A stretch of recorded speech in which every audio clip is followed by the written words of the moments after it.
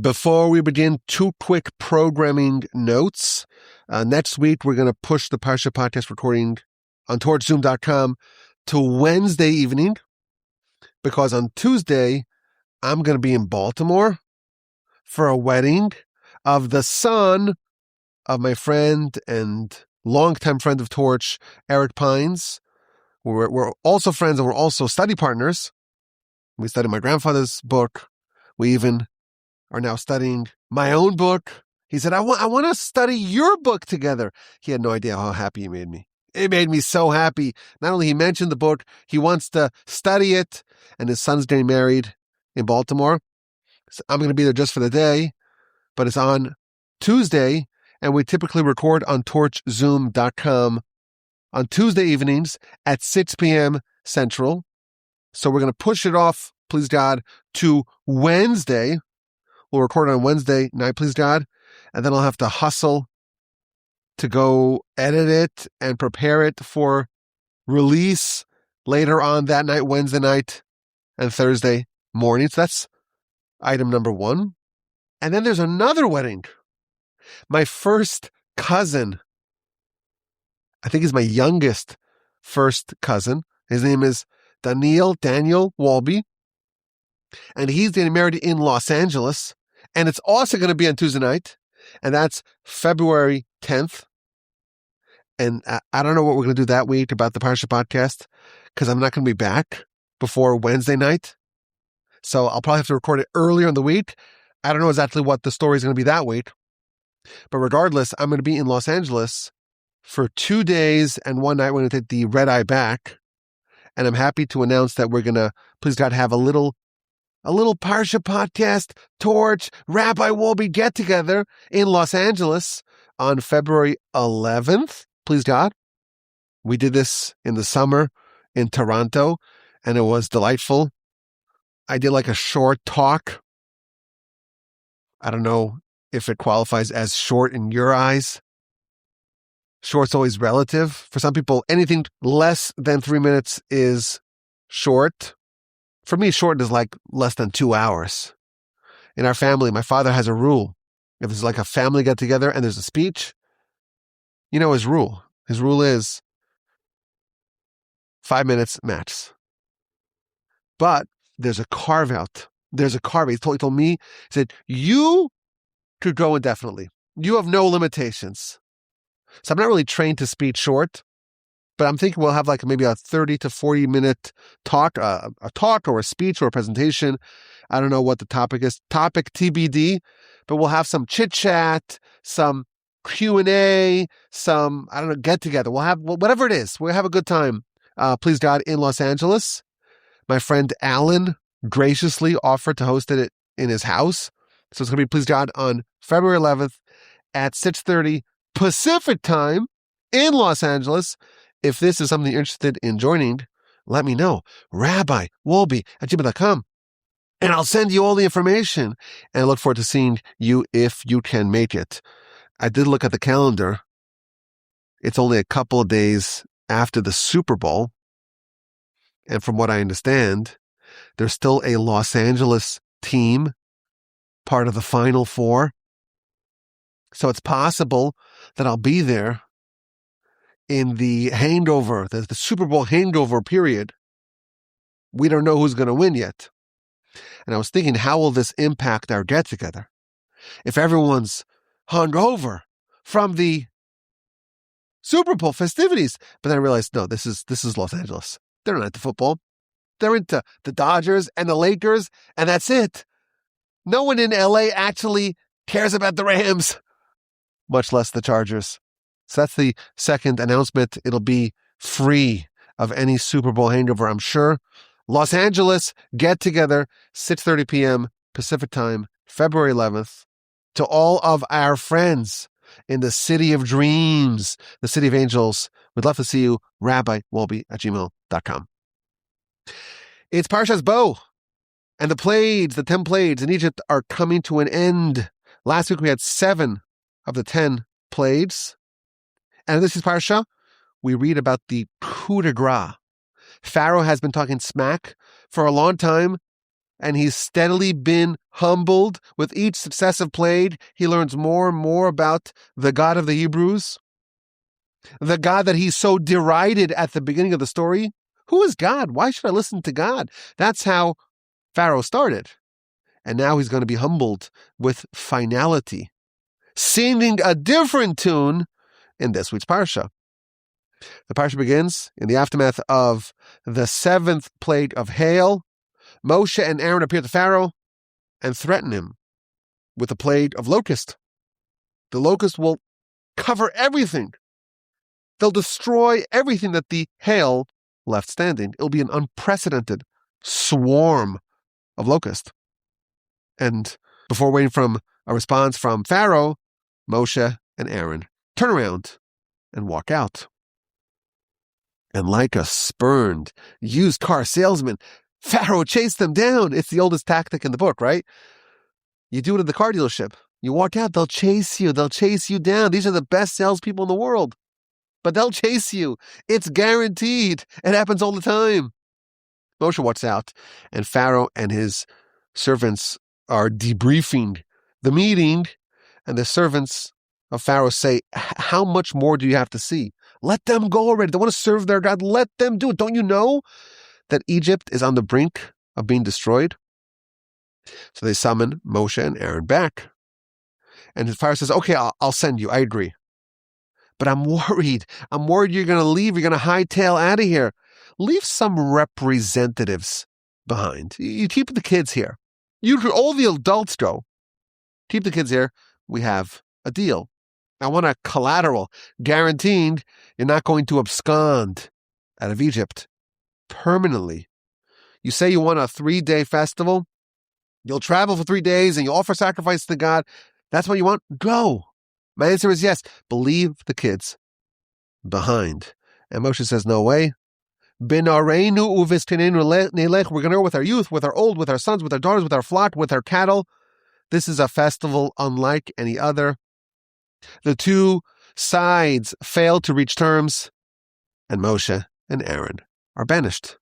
And indeed, plague number 8 wreaked havoc on all of Egypt. The locusts swarm throughout the land. They covered the land. They darkened the land. And they ate everything, all the grasses, all the growing things, all the fruits, everything that was spared by the hail. There wasn't any vegetation remaining in the land of Egypt. And Pharaoh does his usual shtick. He summons Moshe and Aaron. I sinned this time. Pray to Hashem your God. Remove this death from upon me. And Moshe does that. He prays. And God removes the locust. Not a single one remains. And then, like we saw last week, God strengthens the heart of Pharaoh. It's not going to be so easy. There's darkness. The 9th plague of darkness, like the 3rd, like the 6th, came without warning. There were 3 days of intense darkness, followed by 3 days of paralyzing darkness. That's for the Egyptians. But the Israelites, they had light in all of their dwelling places. Rashi tells us that during these 3 days, the Israelites did some tours. They went on a trip, traveling, checking out all their Egyptian neighbors, their homes, looking and inspecting and finding all the hiding places where they keep all their valuables. And this is going to serve as very useful information, because what's going to happen next is God's going to tell Moshe, command the people, ask of the people, plead with the people to go borrow some gold and some silver and some nice garments for our trip. And of course, all the Egyptians say, I don't know, I got nothing. I'm out. All my money is tied up. I don't have anything liquid. Well, what about that thing in the back of your cupboard? That thing that you hid in your sock drawer? What about all the gold that I saw behind the banister? And they were forced to yield, to accept, to admit, and to lend, to loan their valuables. After the 9th plague, Pharaoh again summons Moshe, and says, okay, last time I offered for you to leave the adults, now take also the children. But leave some animals behind. Leave me with some collateral. And Moshe says, you don't get it. We're going to take absolutely everything. Not only that, you're going to give us some of your animals for our festival. And again, Pharaoh was not allowed to see clearly. God hardened his heart. He did not send the nation out, and he issued a warning. Don't come back. The next time you see me, you're dead. And Moshe says, you bet. You're right. I ain't coming back. Next time implied you are coming to me. But before Moshe left, in the palace, God appeared to Moshe. He had a prophecy in the palace. And God told him, there's one more plague upcoming. And then he's going to send you, he's going to banish you completely. But before that will happen, it's important, says God. Please speak to the nation that they borrow from their friends gold and silver. And then God told Moshe, go tell Pharaoh before you leave about the 10th and final plague, the coup de grace, the death of the firstborn. At around midnight, on the 15th day of Nisan, God himself, will go out in Egypt, will reveal himself in Egypt. And all the firstborn will die. The firstborn of Pharaoh, the firstborn of the maidservant, the firstborn even of the animals. And there will be a cry, an outcry that will ring throughout all of Egypt. A cry, unlike anything that happened previously or subsequently. An unprecedented cry will ring out. But amongst the Israelites, Moshe tells Pharaoh, God tells Moshe, go tell Pharaoh, it'll be quiet. Not even a dog will bark. That's how stark the difference will be at the stroke of midnight between the Israelites and the Egyptians. And then, continues Moshe, when this 10th plague happens, your servants, which is a euphemism for you, Moshe didn't want to insult the king, your servants will come to me and will bow before me and will plead with me to leave. And with that, Moshe stormed out. There's a few very interesting points over here. The commentaries observe that God told Moshe, go plead with the Israelites, that they borrow silver and gold and fine garments from the Egyptians. Why is God pleading? So Rashi explains, very interesting, the experience in Egypt, the exile, the enslavement, and the subsequent Exodus were all foretold to Abraham in chapter 15 of Genesis. This is the covenant between the parts.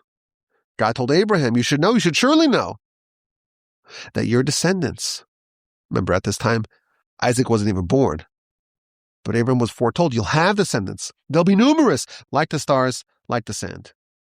And they will be enslaved in a land that's not theirs, va'avadum, and they will be forced to work and tormented for 400 years. And then they will leave with great wealth. The first part of that prophecy happened. They were in Egypt, and they were enslaved and oppressed. But there's the second part, that they will leave with great wealth. God wants to have that fulfilled as well. It's not fair to Abraham that the first half, the bad part, all happened, and the second half, that they will leave with great wealth, that did not happen, and therefore God pleaded, made sure that you borrow all the gold, all the silver. You empty, you exploit Egypt of all its valuables. There's another very interesting essay that I saw this year for the first time. An essay from Rav Hirsch, why God had to plead with the nation. The nation was resistant to doing it. There's something about this experience of going to your Egyptian neighbors and borrowing. I want to borrow it. All your gold, all your precious valuables. The nation didn't want to do it. And Rav Hirsch explains that this was right after the ninth plague of darkness. And the plague of darkness, it was a very intense darkness, followed by a paralyzing darkness. For 3 days, none of the Egyptians were able to move. There was this palpable darkness that froze them in place. And the Israelites were able to maneuver wherever they wanted. It was like they were living in two different worlds. Now suppose, in a modern American city, not even Memphis or St. Louis or Baltimore, any city in the country, suppose people knew that there will be complete, total paralysis amongst the populace for 3 days. The cops are frozen. The guards are frozen. The security guards, everyone's frozen, immobilized. It would be the purge. Chaos and criminality abound. You can walk into any house, take whatever you want. They even had this, like when there's hurricanes and like people are all setting up with their ARs, protecting my property, castle doctrine. That's when people are mobile, but there's a little bit of a lag in the police response. Imagine this 3 days where no one can move.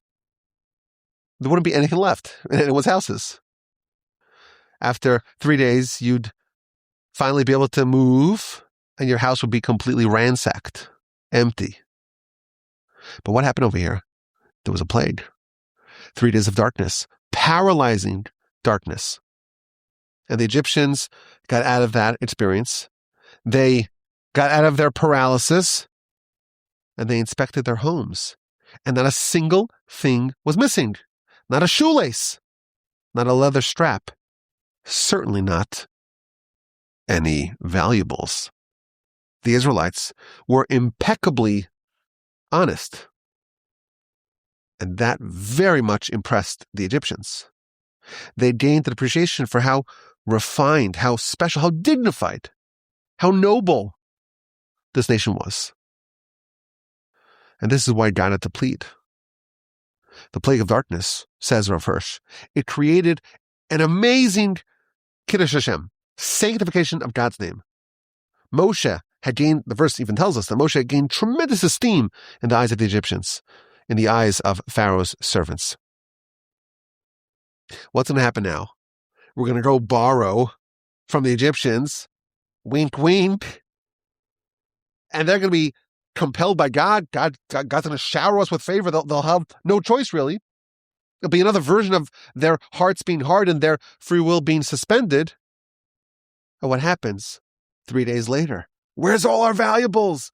Oh, those Jews, they stole it. They took it. They borrowed it for good. That would tarnish the reputation of the Israelites. And that would ruin the amazing Kiddush Hashem, the amazing sanctification of God's name that was achieved by the plague of darkness. So God had to plead. Fascinating idea, courtesy of Rav Hirsch. Now, the 9th plague is darkness. The 10th plague is the plague of the death of the firstborn. And whenever these plagues are enumerated, we find something very interesting and unusual. For example, in the Haggadah by the Seder, we list them. Dam, Tzfardea, Kinim, Arov, Dever, Shchin, Barat, Arbe, Choshech, Makas, Bechoros. Those are the 10 names of the 10 plagues. And they were all plagues, which means a Makkah. In Hebrew is a Makkah, which means like a plague. They were smitten with a plague. But only one of the plagues is called a plague. And the commentaries asked a very interesting question. How come the first plague of blood, of dam, is not called the plague of blood, it's just called blood? And the second plague of fraud is just called Tzfardea. It's not even called the plague of Tzfardea, and so on. The first 9 plagues are not identified as plagues. They're just called the item, darkness, locust, pestilence, and so on. You get to the 10th plague, it's called Makas Bechoros, the plague of the firstborn. It's a bit of a interesting question. So I had thought when I heard this question, I thought, well, maybe there really is only one plague. When Moshe initially came to Pharaoh, the verse tells us that God tells Moshe, tell Pharaoh, if you don't listen, I'm going to kill your firstborn. Before anything happened, before the miracles and the signs and the wonders and the preliminary plagues, God told Moshe told Pharaoh of the plague of the firstborn. And I saw some of the commentaries suggest that there's really only one plague. Everything else was paving the path. So maybe that's why the naming scheme, the nomenclature, is different. But here's another idea from our sages. Very interesting. Some information that you never heard before, I imagine. If you did, send me an email. Moshe receives his palace prophecy. Pharaoh banishes him. You'll never see me again. And Moshe says, okay, yes, but let me tell you one more thing before I leave. And he tells him about the death of the firstborn. He forewarns him at midnight. The firstborn of the Egyptians, human and animal, are going to die. Our sages tell us that this prophecy was heard not only by the people in the room, but all the firstborn of Egypt themselves heard it. All the firstborn, wherever they were, they received the prophecy from Moshe. They were forewarned of the impending plague of the death of the firstborn. It was broadcast to all the firstborn throughout Egypt. Now Pharaoh laughed it off. The verse even tells us that when midnight happened, he was in bed. He was asleep. He did not take Moshe seriously. But all the Egyptian firstborn, they had already seen the credibility of Moshe and his warnings, so they went nuts. And they launched a campaign against the Egyptians. It was a civil war within Egypt, the firstborn against everyone else. Release them. Maybe we can forestall this terrible plague. And many Egyptians were killed, not by God, not by some plague, but by their own, by the Egyptian firstborn themselves. So what the commentaries suggest, the plague of the firstborn is not a reference necessarily to the death of the firstborn, but rather the plague perpetrated by the firstborn of Egypt against Egypt themselves. Very interesting, and some backstage insights into what was happening. Now the narrative of the Parsha returns to the Israelites. As I mentioned last week, the focus has been for Parsha and a half, it's been entirely on Pharaoh and the Egyptians and how they're processing what's happening, what God is doing. Now the focus is returning to the Israelites, Moshe and Aaron, to some of the people. This is on the first day of Nisan, and they give them the law. The first law given to the nation is the law of the calendar. This month is the first month of the calendar. Even though the year cycle begins with Tishrei, with Rosh Hashanah, the cycle of the months begin with the month of Nisan. In the Torah, there are no proper names for months. They're only given numbers. And the first month is the month of Nisan, the month of the Exodus. Whenever you mention a name of a month, a number of a month, you are in fact referencing the Exodus. And the nation is commanded about the law of the paschal lamb. They're told that on the 10th of the month, so that's 10 days hence, 4 days prior to the day before the Exodus, 5 days prior to the Exodus, they have to go and take a lamb. And it has to be unblemished. It has to be male. It has to be a year old. It could be from the sheep or from the goats. And they have to watch it for 4 days until the 14th day of Nisan. So they're talking on the first day of Nisan. They're told about what they have to do on the 10th and the 11th and the 12th and the 13th and the 14th. They have to guard it. They have to safeguard it, to watch it for 4 days. The Midrash tells us that they were commanded to tie it to their bed, keep a close eye on it, make sure it doesn't get any blemishes. And then on the 14th day, in the afternoon, they must slaughter it and take the blood that erupts from the animal and mix it with some other things and slather it on their doors, the doorposts, the lintels of their house. And then they have to roast the paschal lamb on a spit, barbecued on the fire. And they have to eat it that night. And they have to finish the whole thing.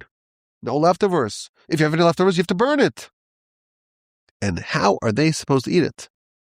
Fully dressed, with their walking stick in their hand, with their shoes on their feet, in a rush. Because on this night, they're going to leave.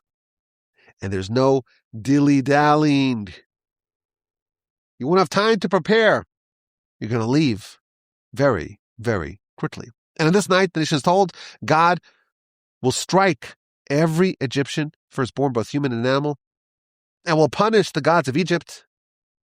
And when God reveals himself there in Egypt, the blood is on your doorposts. It will protect you. God promises to jump over, to pass over your homes. And there won't be a plague that affects you when God strikes Egypt. And this, the nation's told, again, this is before the Exodus. Before the Exodus, they're told, every year, henceforth, you must do the same thing. You must celebrate this festival. It's a 7-day festival. The first day, the last day are holy. You have to eat matzah, you can eat chametz, and so on. You must guard the matzah to remember the miracle, to remember the Exodus. Now, of course, there's all sorts of fascinating elements here to ponder. All the different laws of the paschal lamb. It has to be roasted. Why? Commentaries tell us it's tastier. Barbecue, it's tastier. And it's quicker. Because you want to cook it, it takes a long time to cook it. But the Exodus has to be fast. And that's why it's symbolized with the roasting. Oh, and the aroma of barbecue, it spreads much further than the meat that you cook in a pot. You've seen that there's a pot, and you got to kind of open the pot, got to stick your nose all the way in to smell anything. But when there's a barbecue, the neighbor down the block is making a barbecue, everyone can smell it. And it's important. The aroma of the barbecuing sheep must blanket the whole land. And I say this tell us that the sheep was the deity of Egypt. Actually, it says it explicitly in Scripture. Pharaoh initially says, do your festival here. And Moshe says to Pharaoh, we can't do it here because the animals that we want to slaughter for God is your deity. And if we do it over here, you'll slaughter us. We have to leave. We have to go out of town. And now, before they leave, what are they doing? They're taking the deity of Egypt, those sheep, and they're buying it on the 10th, and they're watching it to the 14th, and they're slaughtering it, and they're taking the blood and slathering it all over their house, and they're barbecuing the animals. And everyone knows, the whole land, it's like Memorial Day. It's July 4th. Everyone's doing a barbecue.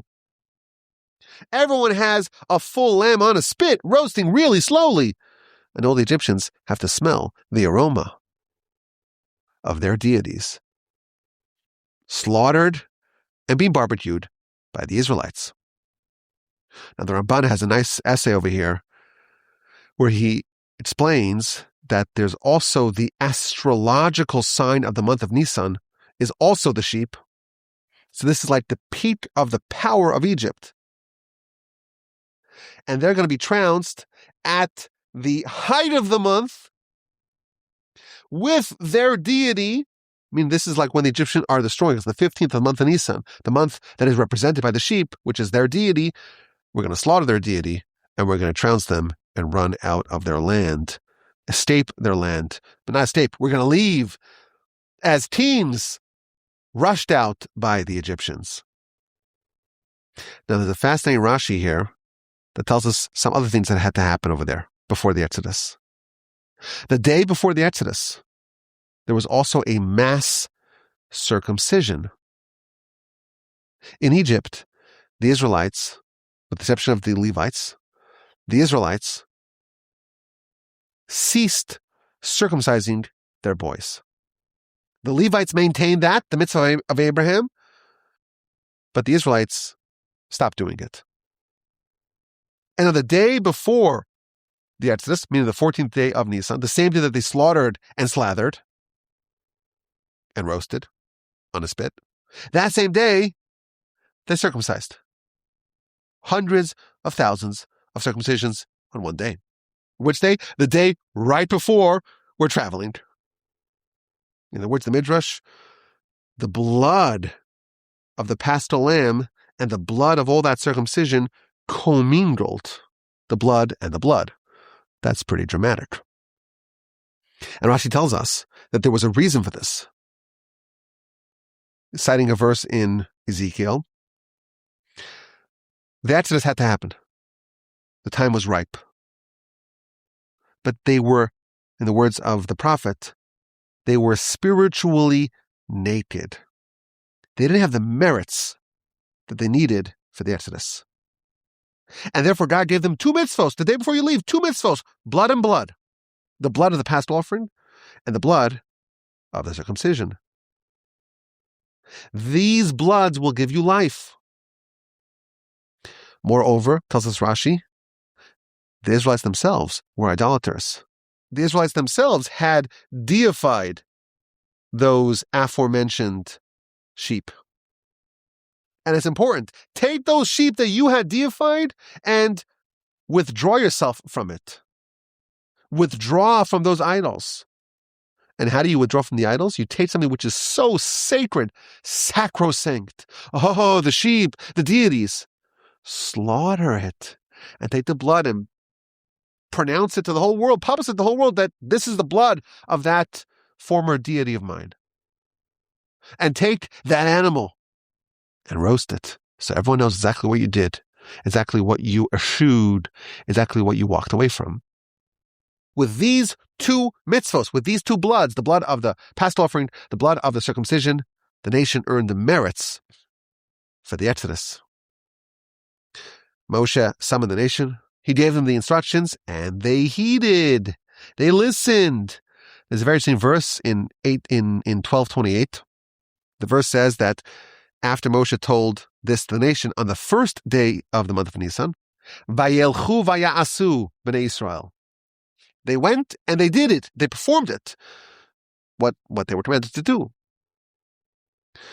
So Moshe tells them on the first day of Nisan that on the 10th day of Nisan, you have to buy the Paschal lamb, and then you watch it. 11th, 12th, 13th, 14th. The 14th, you slaughter it, you slather it, you circumcise, you barbecue it. And Rashi has a question, wait a minute. Moshe conveys all this to the nation on the first day of the month. How can I say that they went and they did it? Because he's speaking to them on the 1st, not on the 10th. Very interesting question Rashi asked. Just we know that keep track of the timeline. How can you say that they went and they did it when they had to wait 10 days before they did it? That's Rashi's question. Now, if this was just a question about the timeline and the chronology, you would say, okay, well, this is the Parsha Podcast. We're going backstage here. Like, why are you being so pedantic about it? But Rashi's answer is amazing. Rashi says, the verse is saying that they went and they did it on the 1st of the month. But they have to do it on the 10th of the month. What does it mean to do something? Once they committed to do something, Scripture considers it as if they did it. They did it on the 1st of the month, but they actually only did it in reality on the 10th. But in the eyes of the Torah, where is the logjam?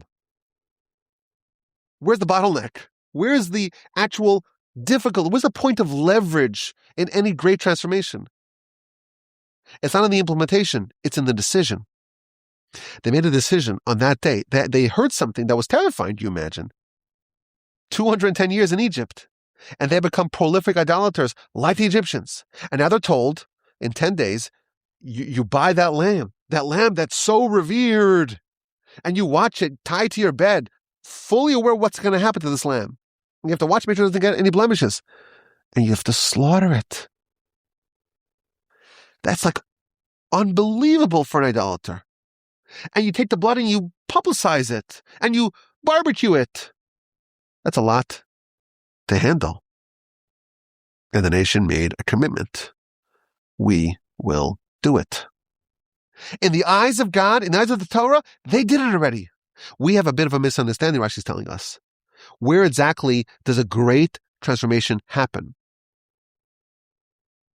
If we were to look at this story, we would say, well, it happened on the 10th. The 10th, they bought it, and then they watched it for 4 days, and then they slaughtered it. Wow, what tremendous guts to be able to walk away from a whole lifetime of idolatry.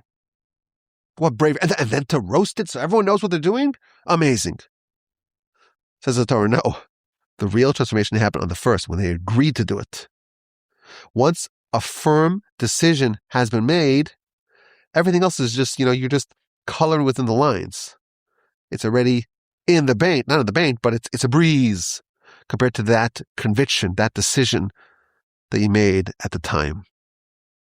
Very interesting, very powerful idea. Rashi 12:28 of Exodus. The verses tell us about the events of the Passover night. Indeed, at the stroke of midnight, God struck every firstborn in the land of Egypt. All firstborn. Firstborn to the father, not the mother, dead. Firstborn to the mother, not the father, dead. If a house had no firstborn, whoever's the oldest, dead. What if it's a female, the oldest? Dead. All at the stroke of midnight. The Midrash tells us there was only one survivor. Very interesting Midrash. I saw it today for the first time. There was only one survivor. One Egyptian, firstborn, who survived. Daughter of Pharaoh. Adopted mother of Moshe. A woman we know as Basia or Batya, the princess. She had a defender, the words of the Midrash. She had a defender. She was the firstborn of Egypt, and she survived. And Pharaoh woke up. In the night, there's a great outcry in Egypt. There's not a single house that does not have a dead person in it. And he rushed to Moshe and Aaron in the night, in his pajamas, according to the song. And he told them, leave, go serve God as you asked, take everything, the people and the animals, everything. They rushed him out, they hastened him out. They were terrified that they would all die. And the nation took their dough, their unbaked dough, placed it on their shoulders, and they went to the neighbors. They borrowed the gold and the silver, the vessels, and the garments. And God bestowed grace and favor of them in the eyes of the Egyptians, and they were able to exploit and empty and vacate Egypt from all its wealth. And the nation, 600,000 strong. That's just the adults. Together with loads of mixed multitude, endless flock, endless cattle, they left. They traveled from Ramses to Sukkot, which, by the way, is about a 200-kilometer, 100-plus mile journey. And there, they baked their unbaked dough. The dough was made in Egypt, and they baked it in Sukkos, and it was still unleavened. That's how fast the Exodus happened. And the verse tells us that they had no provisions with them. They followed God into the wilderness. This is a praise of the nation. We're going on a bear hunt. We're going to catch a big one. We're going to the desert. It's a big desert. Let's bring lots of food, lots of water. No. They brought their faith. They had no provisions, just some unbaked dough. They relied on God. And this is an eternal kindness, in the words of the prophet, of our people. This is the seminal night of all of history. Isaiah tells us it's the night of creation. It's the night that God appeared to Abraham. It's the night of the fiery furnace. It's the night of the war of the 4 kings against the 5 kings. It's the night of the covenant between the parts. It's the night of the Exodus. And it's the night of the future redemption. That's why we open the door fully expecting to meet Elijah, heralding the redemption. The Parsha proceeds with God telling Moshe and Aaron some more laws of the paschal offering, and the last two paragraphs of the Parsha are two of the paragraphs included in the tefillin compartments. The story of the Exodus, the Ramban explains, is something that we want to wear, to don as an adornment every day in our tefillin, both on our arm, opposite our heart, on our head, on top of our brain. We adorn ourselves with the story of the Exodus. This is an important story. This is a story that we must always remember, relive, and never forget.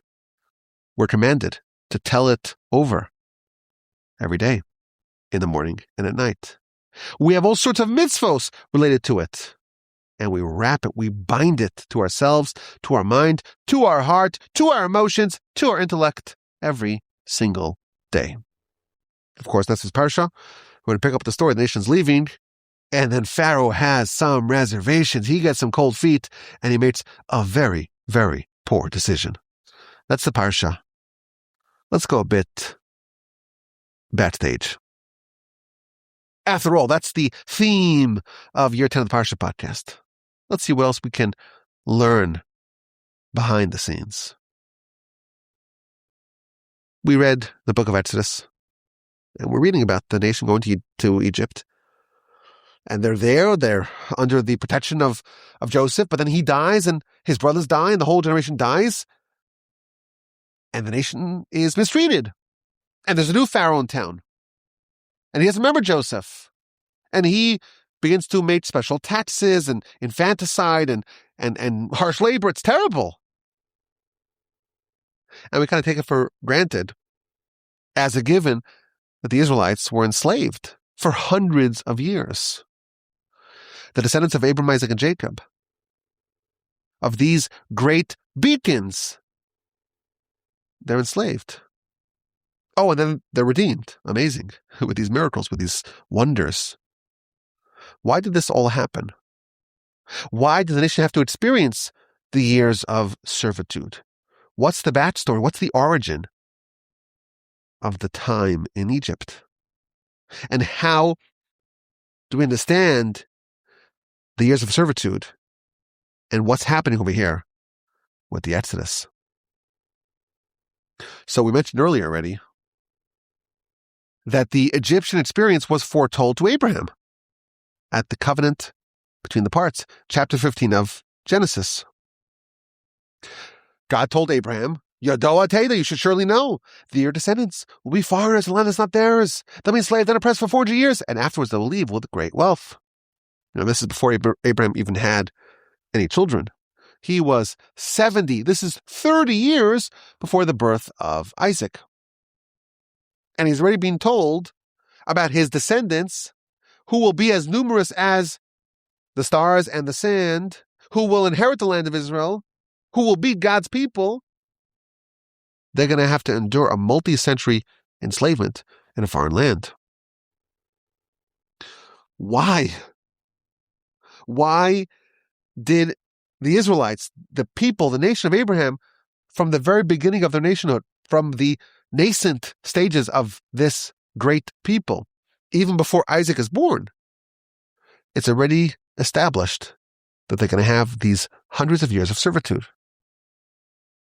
Now, if you look at this narrative very carefully, chapter 15 of Genesis, you find something very interesting. God told Abraham about the 400 years of enslavement, but this was not unprompted. It was an answer to a question.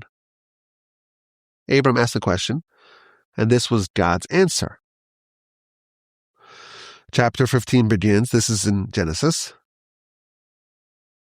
Abram is told wonderful things. Don't be scared, Abraham. By the way, then he's still called Abram. He hasn't been renamed Abraham quite yet. Abraham is comforted. Scharcha harbe me'od, your reward is great. Wow, that sounds great. God tells you, you have a lot of reward. Amazing. And Abram says, well, what's it worth for me? I'm childless. I'm barren. All I have is my student, Eliezer. You didn't give me any children, says Abram to God. Who's going to inherit me? My nephew, Lot? Eliezer, my disciple? So God tells him, no. Your own child will inherit you. And he takes him outside and brings him above the stars and says, look at the stars, count the stars. Could he count them? Your children will be like the stars. And God again continues, I am Hashem. I took you out of the fiery furnace of Egypt to give you this land, the land of Canaan, as an inheritance. So Abraham was given a blessing, a reward, and then he says, well, what about children? You'll have that, and they'll inherit the land. And then Abraham asks a question. Vayomer, and he said, Bama Eda, how or through what will I know that I will inherit the land? Abram is asking a question. It's a very perplexing question. And there's a lot of literature about this. Abram is asking a question of God. How do I know? You told me all these wonderful things. I'll have this nation and they'll do great and they'll inherit the land and they'll be like the stars. How do I know? No, to us, that's a very perplexing question. God just told you. There's no greater verification than the literal word of God. So I was trying to figure out what Abraham is asking. How is that an appropriate question? Is he failing to believe God? Hard to imagine. And to that question, God responded, you should surely know that your descendants will be enslaved in a foreign land for 400 years, and they'll be tormented and mistreated. And then they will leave with great wealth. And the nation that judges them, that enslaves them, I will judge. It's not clear to us what Abraham's question was and what God's answer is. And again, this is the first mention of Egypt. This is the foundation of both the Egyptian enslavement and exile and the Egyptian redemption, the Exodus. So I want to suggest an idea. Abram is told very good news. You'll have a child, a biological child. And he will inherit the land. He will inherit you. You will have a nation like the stars that will illuminate the whole world, that will bring the world to its perfection, that will finish what you began. And Abram asks a question. You promised me all these wonderful rewards. Even earlier, I will bless those who bless you. You'll be the source of blessing. You'll have the land of Israel. You'll be God's people. You'll bring the world to its destiny. That's fantastic. But we know that every promise of God is contingent on the recipient of that promise being worthy. So Abraham himself, he's the paragon, the portrait of righteousness. But God's telling him you'll have a nation like the stars, an innumerable nation. And each member of the nation will be like a star.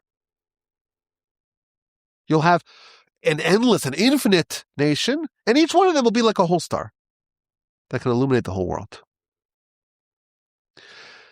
Who's to say that every descendant of Abraham will be as righteous as Abraham, as worthy as Abraham? Abraham's one person. But we're not talking about Abraham. We're talking about a whole nation that will emerge from him. All his descendants, the whole nation that he will spawn. Who's to say that they will be worthy? They will be like Abraham. Who said that the Abrahamic influence will remain years down the line, generations down the line? God's telling Abraham, you're deserving of the land. Sure. Your descendants will have the land. Well, that's only if they too are deserving. God does not dispense gifts for free. Are you worthy? Who is to guarantee that Abraham's descendants will be up to snuff? That was Abraham's question. And what's the answer? The answer has something to do with the experience in Egypt and the Exodus. I want to suggest an idea. The Midrash asks a fundamental question. In what merit did the nation experience the redemption from Egypt? They were idolaters, like the Egyptians. By the splitting of the sea, the angel said, wait a minute. It's the same picture. These are idolaters, and these are idolaters. Why are you saving these and drowning these? Says the Midrash, there were 4 attributes, 4 things in whose merit the nation was saved. They did not switch their names, did not switch their language, they didn't speak Lashon Hara, and they were not promiscuous. Now, this Midrash is, anytime you hear this Midrash, it's misquoted. There's an additional clause to this Midrash, which I did not find in any Midrashic literature. It's added on for some reason universally. So you look up this Midrash and it's going to be misquoted. Just trust me. Midrash is always quoted as they didn't switch their names, their language. That is actually found in the Midrash. And then there's a third clause. They didn't switch their garments. It's universally appended to this Midrash. And I don't know why. It is actually found in later sources. It's not in the Midrash. It's not the same Midrash. It's the same concept, though. Now, we know Lashon Hara is like one of the worst sins that there is. So if the nation does not speak Lashon Hara, that's a worthy attribute for the Exodus. And they were moral. They were not promiscuous. That's also a worthy attribute. But a name, preserving the naming schemes and language, why is that significant? To answer that question, we find another fantastic Midrash. Midrash says when the nation was in Egypt and when they left Egypt, they did not change their names or their language. And when the angels witnessed this, they started singing. And they said, wow, look at these people. They must have some element of Abraham and Isaac and Jacob within them. Look at them. They didn't switch their names. They did not switch their language. They must have people amongst them who are akin to Abraham, to Isaac, and Jacob. Our sages are telling us that the mere fact that the nation did not switch their names and their language, that is evidence. That's evidence enough for the angels to sing and celebrate the fact that they are like Abraham, Isaac, and Jacob. What does that possibly mean? Here's the idea. The nation in Egypt had very little to do with Abraham, with Isaac, and Jacob. Yeah, there were some pockets of righteousness. The Levites circumcised their sons, but the nation as a whole, they didn't even circumcise their children. The one mitzvah given to Abraham, the one mark of an Abrahamic family member, they rejected. And they did idolatry like the Egyptians. Abraham, his whole life was, as a little kid, he took the sledgehammer and smashed all the idols. We know that story. His father was a purveyor of idols. He had a big warehouse. I'm going on vacation. Abraham, watch my factory. Any potential client who walked in, he says, "Why are you buying an idol? These are silly. They're useless. What do you mean? This is our idols." No, they're not. Go learn about the one invisible God. We'll talk about it. And then if his father shows up, Terach shows up, and he finds that they're all shattered. And Abraham says, well, they were having a scuffle, a fight. And one of them grabbed the hammer and started smashing the other ones. And look, there's one of them that remained. He's holding a big sledgehammer. He says, well, no, that's not possible. They're wood and metal figurines. Well, so why are we bowing down to them? Oh, Abraham is taken, he's arrested, and they throw him into the fiery furnace. Sacrilege. That's Abraham and his descendants. They themselves are doing idolatry. What's going on over here? They descended from such giants, but we find no traces or no apparent traces of Abraham within them. The only thing we find They maintained their language and their names. Says the Midrash. There was something left, as small, as tenuous, as faint as it could be, sure, but there was some kernel that not even hundreds of years of idolatry can wipe out. Abraham, Isaac, and Jacob may have been forgotten from the people. We spoke last week. Jacob died 193 years before the Exodus. I challenge anyone. I don't know if anyone did this. I challenge them. Give me an antecedent of yours who passed away in 1829. I didn't get any emails. I'll have to hit refresh. I didn't get any emails that say, oh, I actually have my family tree all the way back to the 1700s, 1500s. It's ancient history. They're doing idolatry. Why? Because they're Egyptians. But why are their names different? Why are they speaking a different language? What's going on over here? There's something about Abraham, something distinctly Abraham, that nothing can eliminate. Abraham is still within them. Isaac, Jacob, it's all still within them. It's hard to access, it's hard to appreciate, but it is there. And nothing can remove that. Despite everything the nation experienced, some modicum of the influence of Abraham still coursed strongly within them. They maintained something of the culture of Abraham. They were distinct in their language, in their names.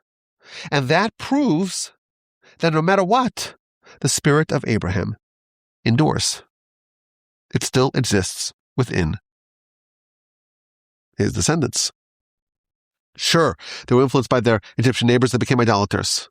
Behaviorally, you could say that they were indistinguishable from the Egyptians. But there was a slight, faint, shimmering ember, an ember of Abraham that still glowed within them, that was not extinguished, no matter what. 210 years of subservience and subjugation. Hundreds of years removed from the end of the lifetimes of these luminaries. The angels are saying that there's something there. I see Abraham, Isaac, and Jacob. Let's sing. Let's celebrate.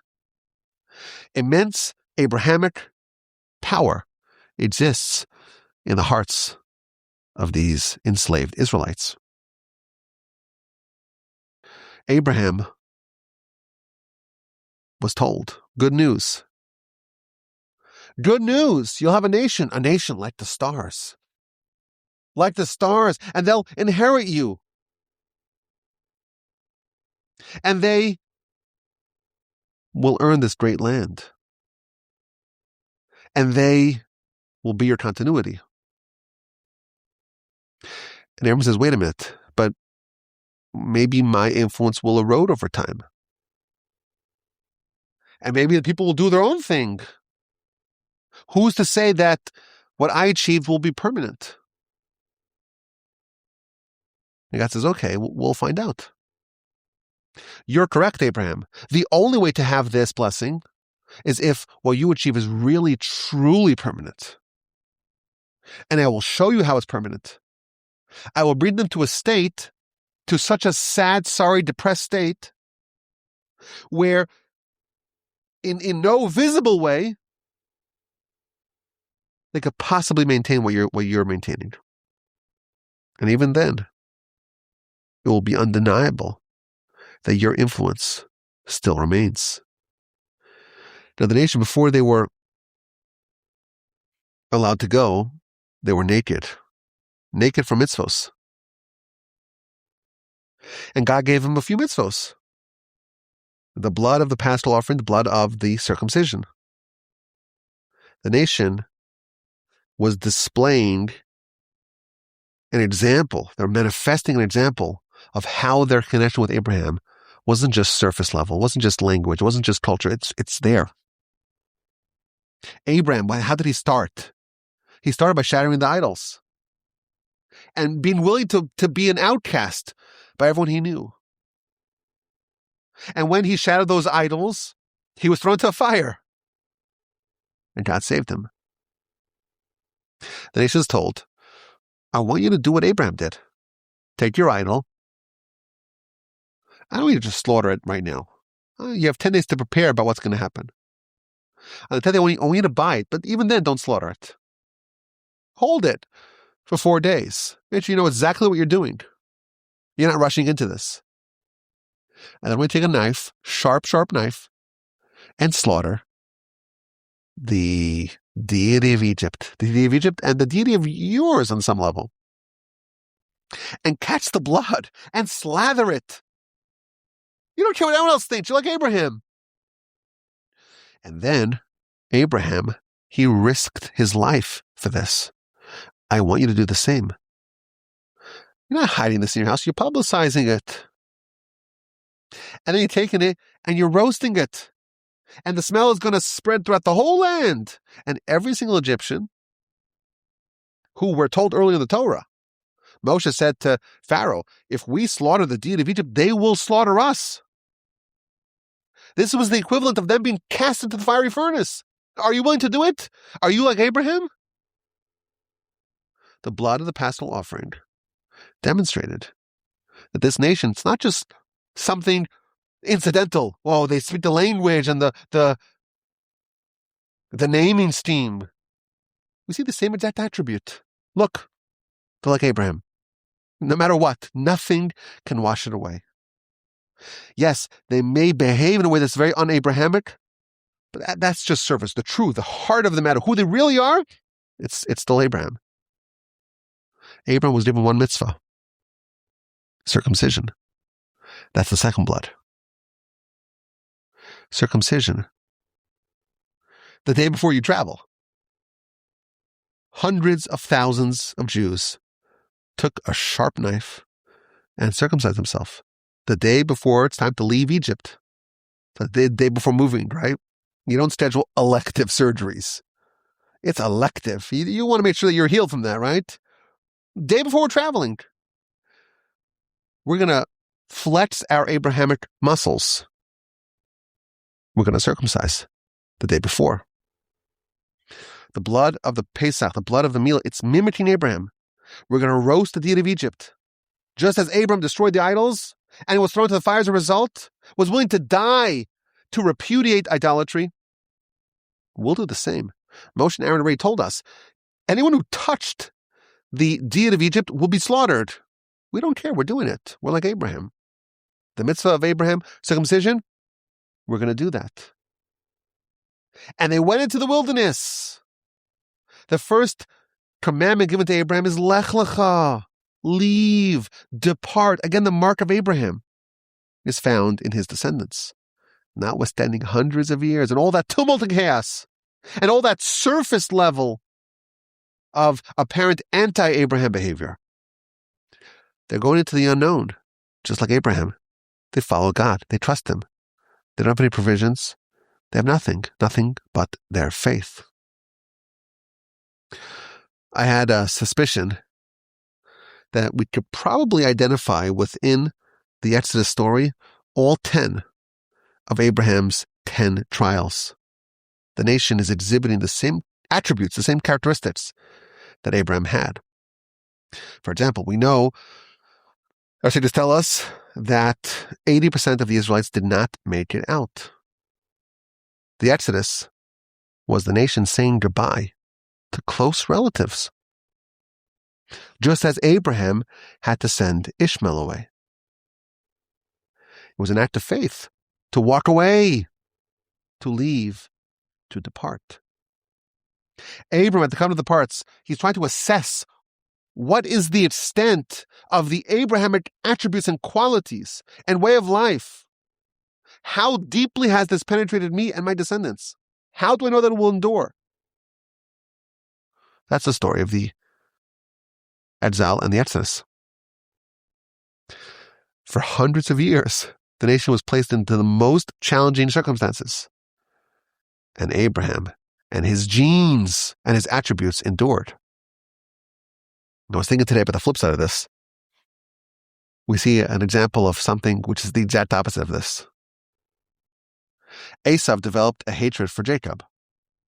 And he wanted to kill him. And then 34 years later, he still wanted to kill him. And 3,400 years later, Esau's anti-Semitism, it still courses within the blood of many of his descendants. It has some tremendous staying power. It has a degree of permanence to it. Why do some people just hate the Jews? Well, it's the power of Esau. It's the ember of Esau. They don't know it, but we do. Abraham, this is the positive side, he accomplished amazing feats, accomplishments in his life. And he earned many great promises from God. As a result, he's worthy of that. Are those shiny objects that will burn away, that will fizzle away? How will it endure? With the Exodus, the nation flexed their Abrahamic muscles. No one can doubt that the spirit of Abraham still runs strong. Now, the truth is, the Midrash tells us that only 20% of Abraham's descendants indeed exhibited his attributes. But within that 20%, they are unflappably Abrahamic. And I think about, our standing as the descendants of these Israelites. Whoever survived, they're part of the 20%. And if you were able to survive that maelstrom of Egypt, and you're still exhibiting the characteristics of Abraham, absolutely nothing can shake that. And even today, there are many descendants of these people who, if you were to look at them, you find nothing. You don't see any fingerprints of Abraham. Even the names. There's no more names. It is interesting that the last two mitzvos that people still tenaciously observe are circumcision and Passover. The blood of the paschal offering, the blood of the circumcision. They don't know why. I know why. We know why. The ember of Abraham still burns strongly within them. And not everyone appreciates this. But whoever survived, whoever made it out, is a prince of the Abrahamic legacy. And the Exodus, Passover, that's when that little burning, flickering flame, that tiny ember, was fanned to life. There was a teeny point that remained, and the angels saw it. We wouldn't see it. The angels, they were singing, "This is like Abraham, Isaac, and Jacob." And they're right, because once it's there, and it's there and can't be shaken or withdrawn, there is a process by which it can be fanned to life. The Exodus brought that tiny little point of holiness, of Abrahamic holiness, that little ember, into a massive fire, a conflagration, a beacon of Abraham. That's what happened during the first Exodus. By the way, that's what happens every year by the Exodus. The little point of Abrahamic holiness burns quite brightly. It's a deeper look at the Parsha, at the whole story. We're 12, 13 chapters into Exodus. Now we're reading about this like, we're here, and now we're leaving. And there's a deep message. It starts with Abraham. The first mention of it is with Abraham. And this proves for all time that nothing, absolutely nothing, can vanquish, can extinguish the ember of Abraham. I see we went a bit over time. That's okay. I always think an hour, that's probably too much to ask. Maybe keep it at 55 minutes, but now I see it's went even longer. So most of the people, I'm sure, just dropped out already. I have an hour tolerance for this, but that's okay. They'll never know what we talked about over here at the end of the Parsha Podcast. I appreciate you listening and joining us for this wonderful study. My email just says, rabbi@gmail.com. Send me an email. Come hang out with the Wolbies. Come visit us here in Houston, Texas. Have a wonderful day. Have a sensational rest of your week. An uplifting and magnificent and terrific and splendid and stupendous Shabbos upcoming. And please God, with the help of the Almighty, as He helps us each week. I tell you, today, this morning, like even this afternoon, there was no podcast. There was no podcast. There was maybe like the ember of the podcast. We had maybe a little ember of the podcast. We had a little ember. But what can I say? I always say it's the help of the Almighty. You're like, oh, this is just Rabbi Wolby babbling, right? That's what you think. I know that's fine because I say it all the time. But it's really with the help of the Almighty. I kind of pinch myself. I'm looking at like, oh my gosh, I looked at my notes. Parshas Bo 5780, 5781, 5782, 5783. I'm like, wow, how did I merit to do this? And I know the answer. I'll say it over here publicly. It's the Almighty.